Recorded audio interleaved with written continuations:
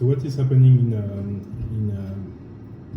in Burkina Faso right now is really interesting, especially in the light of what happened in Guinea and Mali not too far ago during last year. So I wanted to talk about that because a lot of people have been asking me questions on why is the difference between the Francophone Africa and the English-speaking Africa. So my name is Charles Kolo. I'm leading sales and marketing at Dreamovar, and I also specialize in the expansion in other countries. So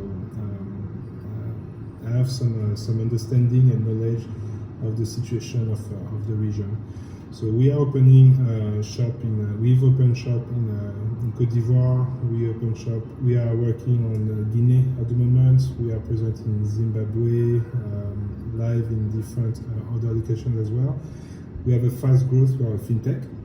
So I'm very sensitive to all this money movement, new currencies, new digital currencies, and the way to exchange and settle cross countries, and the way to increase the financial literacy in the region and increasing the middle class as well.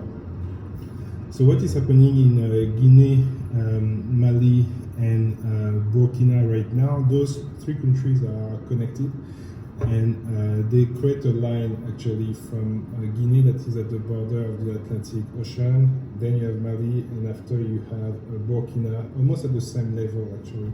And these three countries went through a coup in the past 12 months. Mali had two coups because of different reasons. Because of different reasons, but they had two coups.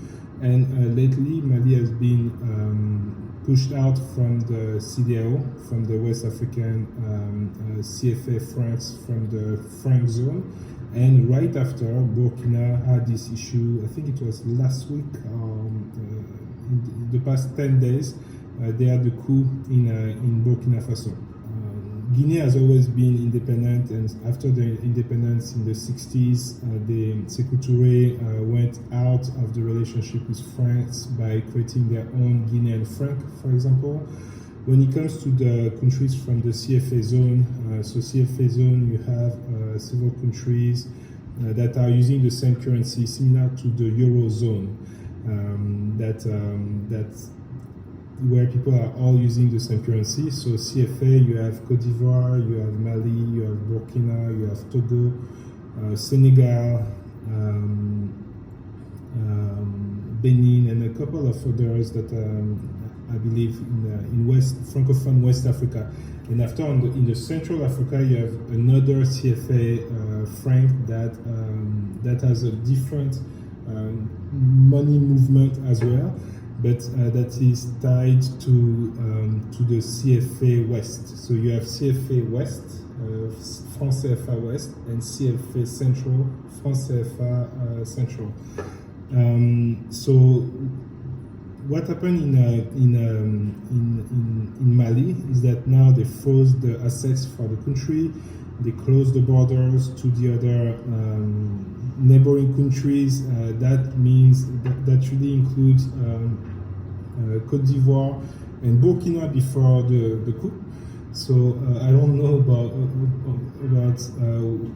the situation today between Mali and Burkina, but I know that these governments are military governments today. They are not political governments per se, meaning that is run by a political elected president, meaning that they will need to find some new balance in the situation that is happening there at the moment. So right now we are in a situation where you have these different powers that are trying to split out from the post-imperialism from Europe in different ways, and for that they take the power. And now the big question that is happening is that how do you bring stability in such a difficult and challenging region, even in the age of data 2.0, internet, and so on. In the scope of the fintech, from the fintech perspective, I think that linking these countries would be useful to help the citizens actually exchange.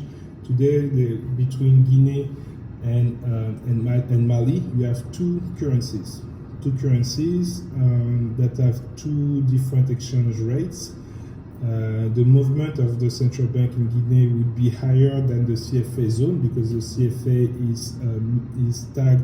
is mapped on the euro, on the former franc from France, and the franc Guinean is directly connected to the central bank of Guinea. So after the independence of Guinea, Sékou Touré has decided to have their own. They have decided to have their own currencies. They didn't want to have the CFA franc. The CFA brought several opportunities to the people from the zone: faster developments, better infrastructure, and other benefits. But all that has a cost, and that means that your economy is tied to another economy somewhere else. So to print the notes, for example, you don't print them in the country when it comes to the CFA zone, and also your money can be easily influenced by by your relationship with France, similar to what is happening in Mali today.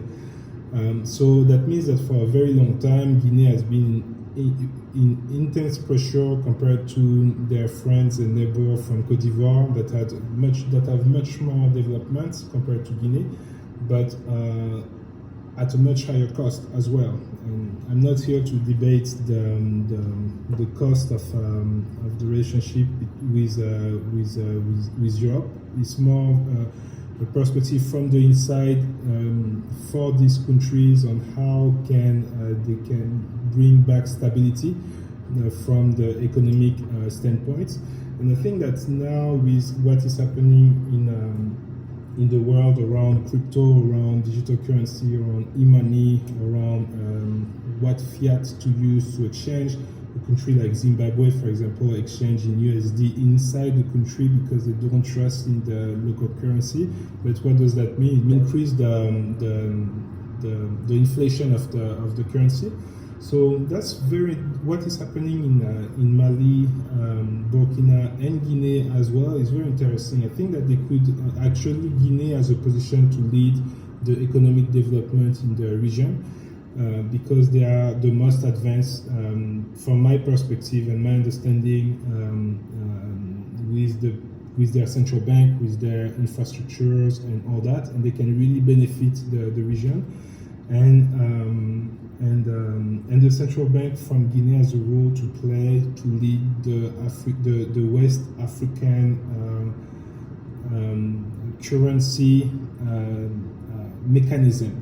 Because today what is happening in other countries in the francophone zone, they're not really in position to make their own decision at the moment. And we've seen what happened at the end of last year with Macron when he came to Côte d'Ivoire to meet with the third term mandate president in order to give his recommendation on the use of ECO for the region.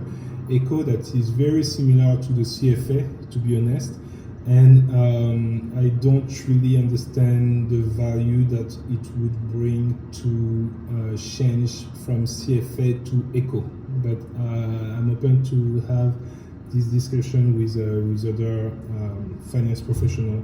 But I really think that in this situation with these different coups, Guinea should position itself as a lead in the region, and people probably need to pay attention to the different things that will be happening. We are working closely with people in Guinea to support them in their activity, their financial activity at the moment. But I think that with what is fresh right now and happening at the moment, there's some leadership that needs to be taken, and I think that the Central Bank of Guinea should probably take this position. Again, this is from my individual perspective, and personal opinion. So I really hope that we're going to get to a position of stability in the region, and these countries will find a way to position themselves to help the citizens that are going through these difficulties. Thank you for your attention. My name is Charles Collins.